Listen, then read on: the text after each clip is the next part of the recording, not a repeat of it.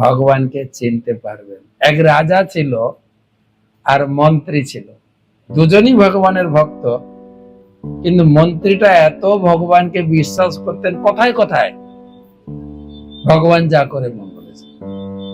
রাজা বিভিন্ন রাজ্য জয় করে আসতেন আর আনন্দের সঙ্গে মন্ত্রীর সঙ্গে শেয়ার করতেন, আজকে অমুক রাজ্য জয় করে এলাম। মন্ত্রী কি বলতেন? ভগবান যা করে মন করেছে। রাজার শুনতেও ভালো লাগে, ভগবান যা করে মন করেছে। একবার যুদ্ধ করতে গিয়ে হাতের আঙ্গুল কেটে গেছে। মন্ত্রীর কি উত্তর? মন্ত্রীর কাছে এসে দুঃখ কথা বলছে, মন্ত্রী মশাই আমার কি হবে, আমি তো আর জীবনে যুদ্ধ করতে পারবো না, আমার আঙ্গুলটা কেটে গেছে, এবারে তো আমাকে সবাই হারিয়ে দেবে, আমার রাজ্যটাকে ছিনিয়ে নেবে, কি হবে মন্ত্রী মশাই, আপনি একটু বলুন না আমার কি হবে, আমার ভাগ্যে কি আছে? মন্ত্রীর কি উত্তর? ভগবান যা করেন মঙ্গল। আরে রাজা খেপে গেছে, কি আমার হাতের আঙ্গুল কেটে গেছে সেটাও ভগবান যা করেন মঙ্গলের জন্য? মানা যায়? আপনার কোনো বিচার বুদ্ধি আছে কিনা নেই, নাকি আপনি রাজা হতে চাইছেন? এই কে আছিস একে জেলে ভরে দে। তখন সিপাহী এসে তাকে ধরে নিয়ে জেলে নিয়ে যাচ্ছে, আর জেলে যাওয়ার সময়ও বলছেন কি ভগবান যা মঙ্গলের জন্য। তোমার রাজা বলছে লোকটা পাগল না, জেলে যাচ্ছে তাও বলছে ভগবান যা করে, পাগল একটা। জেলে রেখে দাও। কিছুদিন পরে তাকে, সে আবার গেছে জঙ্গলে শিকার করতে, অনেক সৈন্য টৈন্য মন্ত্রী পরিষদ নিয়ে গেছে, কিন্তু কাল বৈশাখীর দিন ছিল, এত জোরে কালো মেঘ আর ঝড় এসছে, সব জঙ্গলে তার যে পার্ষদরা ছিল, মন্ত্রী পরিষদ সৈন্য, সব ছিন্ন বিচ্ছিন্ন হয়ে গেছে, সব আলাদা হয়ে গেছে, রাজা একা হয়ে গেছে। রাজা কোন দিকে যাবে দিশে খুঁজে পাচ্ছে, দিশে হারা। হঠাৎ একদল লোক এসে রাজাকে বেঁধেছে। তারা ছিল কাপালিক, মানে জঙ্গলে থেকে কালী পূজা করত, কালী পূজা করে নরবলি দিয়ে ডাকাতি করতে যেত।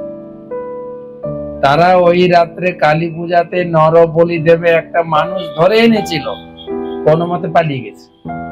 খোঁজো খোঁজো, একটা লোককে না বলি দিলে মায়ের ভোগ হবে না আর আমাদের ডাকাতি হবে না। খুঁজে পেয়েছে রাজাকে। আহ দারুণ, আজকে কি বলি হবে? রাজ বলি। আজকে মা খুব সন্তুষ্ট হবেন, আজকে অনেক ডাকাতি করে ইনকাম হবে আমার। ধরে নিয়ে গেছে রাজাকে। রাজা তো ভয়ে কাঁপছে, একদম তাকে ভালো করে তেল মাখিয়ে স্নান করিয়ে, সিঁদুর টিঁদুর মাখিয়ে যুপকাষ্টে ভরে দেওয়া আছে, বলি দেওয়া হবে। তখন প্রধান পুরোহিত বলছে, দেখো তো কোন শরীরে খুঁত আছে কিনা, খুঁত থাকলে মায়ের ভোগে লাগবে না, মায়ের ভোগে লাগে অক্ষত, অক্ষত বলে, অক্ষত। খুঁজে দেখে সারা শরীরে একটা হাতের আঙ্গুল নাই। হে, এ তো আঙ্গুল নাই তো একটা, এ তো অভাগা, দুর্ভাগা, এ তো মায়ের ভোগে লাগবে না। ভাবছিলাম তোমার ভাগ্য খুলে গেছে, মায়ের ভোগে লাগবো আজকে, কিন্তু তুমি তো অভাগা, দুর্ভাগা। একদম লাথি টাথি মেরে ওকে ভাগিয়ে দিই যা। আর ও তো ভয়ে মায়ের কাছে ছাড়া পেয়ে ভয়ে কাঁপতে কাঁপতে কাঁদতে কাঁদতে ঘরে পৌঁছেছে, হাঁপাচ্ছে। মন্ত্রীকে ছেড়ে নিয়ে আসো। মন্ত্রীকে নিয়ে এসছে, মন্ত্রীর কাছে ক্ষমা চাইছে।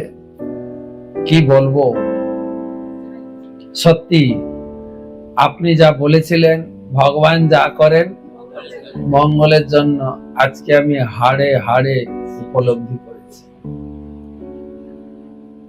বলছে কেন, কি হলো?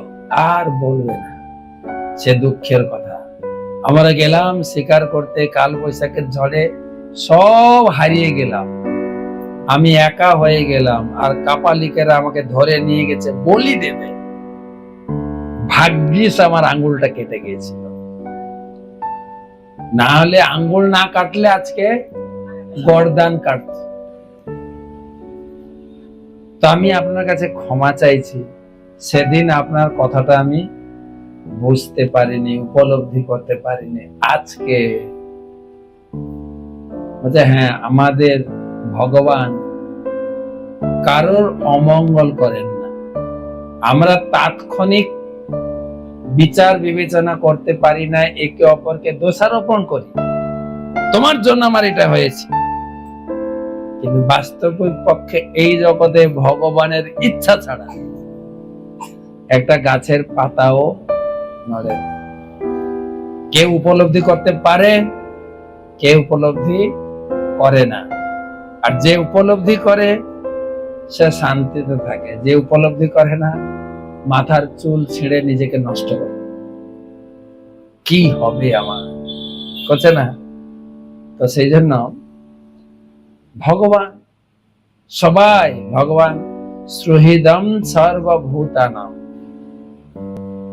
তিনি সকলের হৃদয়ে বসে আছেন। কার জীবনে কি দরকার, কি সাহায্যের দরকার, তার সামনে তার গাড়ি রেডি আছে সবসময়। গৌরদেব সব মন্দিরের সামনে গৌরদেব হাত জোড় করে বসে আছে। কোথাও কোনো ভক্তের সাহায্য দরকার, তিনি গাড়ি নিয়ে দৌড়াচ্ছে। গজেন্দ্রকে রক্ষা করতে গিয়ে এমন স্পিডে যাচ্ছিলেন, বন্দে ভারত থেকেও আরো স্পিডে চলছিলেন। এত স্পিডে গেছেন, গায়ের উত্তরে উড়ে গেছে, খেয়াল নেই। ইন্দ্রাদি স্বর্গের দেবতা বলছে আকাশে একটা হলুদ জিনিস উঠছে, কি জিনিস?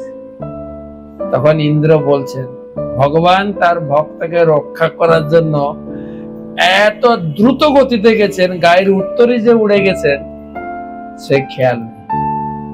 এই যে আমাদের ভগবান। তো মন্ত্রী সুযোগ পেয়ে বড় লেকচার দিয়ে দিলেন রাজাকে। রাজা খুব শান্ত হলেন। রাজার মনে একটা প্রশ্ন জাগলো, ঠিক আছে আমার আঙ্গুল কেটে গেছে, না হয় আমার মঙ্গল হলো, বুঝলাম, কিন্তু আপনাকে জেলে ঢুকিয়ে দেওয়া হলো, এতে আপনার কি মঙ্গল? আপনার তো কত কষ্ট হয়েছে। এটা আমার দুর্ভাগ্য, আমি আপনার কথা বুঝতে পারিনি, আপনাকে অকারণে জেলে পুরে দিয়েছি। কিন্তু আপনার মুখ থেকে শুনতে চাই, আপনার কি মঙ্গল হলো জেলে থেকে? আর যদি ভগবানের ভক্ত হন, ভগবান আপনাকে বুদ্ধি দেবেন, কিন্তু গীতায় বলেছে উপলব্ধি করার সুযোগ দেবেন, বুদ্ধি দেবেন। তেসাম সতত যুক্তানম ভজতাং প্রীতিপূর্বকম, যিনি প্রীতিপূর্বক যত্ন সহকারে আমার নাম জপ করে, আমার সেবা করে, তাকে আমি বুদ্ধি দেব। কোন জায়গায় কিভাবে চলতে হবে, কোন বিপদে কিভাবে চলতে হবে সব। মন্ত্রী বললেন, শোনেন, মন্ত্রী বলছেন দেখুন রাজা, আপনি যে আমাকে জেলে রেখে দিয়ে গেছেন এটাও ভগবানের পরিকল্পনা। আজকে যদি আমাকে জেলে না রেখে দিয়ে যেতেন আমার কি গতি হতো আপনাকে বলছি শুনুন। যদি আমি জেলে না থাকতাম বা আপনি জেলে না ভরে দিয়ে যেতেন, আপনার সঙ্গে আমিও যেতাম শিকার করতে। আপনি কখনো আমাকে ত্যাগ করেন না, আমিও কখনো আপনাকে ছেড়ে চলি না। সবাই হারিয়ে গেলেও কিন্তু আমরা দুজন হারাতাম না। ধরা খেলে দুইজনই ধরা খেতাম, তাই তো? যখন আপনার আঙ্গুল কেটে গেছে ছেড়ে দিত, তারপরে কোপটা কার গলায় পড়তো? আমার গলায় পড়তো, আমি মারা যেতাম। আপনি দয়া করে আমাকে জেলে রেখে গেছেন, ভালোই করেছে। বুঝে গেছে? উপলব্ধি করতে হবে। সুবিধার সময় ভগবানকে মানবো, অসুবিধার সময় ভগবানকে গালি দেবো, তা তো হয় না। কিন্তু ভবিষ্যৎ পরিকল্পনা করে ভগবান সবাইকে মঙ্গল করেন।